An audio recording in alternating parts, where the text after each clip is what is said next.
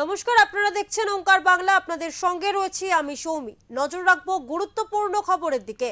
শেখ হাসিনা ক্ষমতাচ্যুত হওয়ার পর ভারতের সঙ্গে বাংলাদেশের কূটনৈতিক সম্পর্কের অবনতি হয়েছিল। এই আবহে খালেদা জিয়ার প্রয়াণ ঘিরে দুই দেশের সম্পর্কে নতুন মাত্রা যোগ হয়েছে। বিএনপি চেয়ারপারসনের মৃত্যুতে আগেই শোক প্রকাশ করেছিলেন ভারতের প্রধানমন্ত্রী নরেন্দ্র মোদী। বুধবার খালেদা পুত্র তারেক রহমানের হাতে ভারতের তরফে শোক বার্তা তুলে দিলেন বিদেশমন্ত্রী এস জয়শঙ্কর। এদিন ঢাকার মানিক মিয়া অ্যাভিনিউতে নেত্রীর জানাজায় লক্ষাধিক মানুষের জমায়েত হয়েছিল।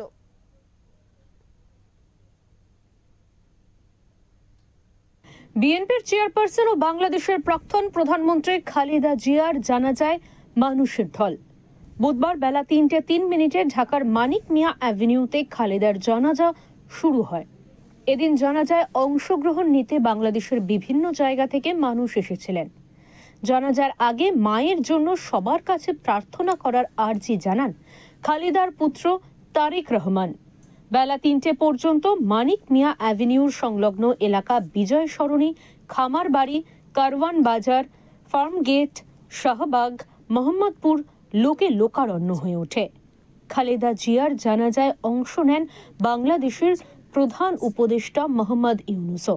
এনসিপি নেতা নাহিদ ইসলাম, জামাতের আমির শফিকুর রহমান এদিন জানাজায় শামিল হন। বিএনপি সূত্রে খবর, খালেদা জিয়াকে বাংলাদেশের প্রাক্তন রাষ্ট্রপতি তথা তার স্বামী জিয়াউর রহমানের পাশে সমাহিত করা হবে।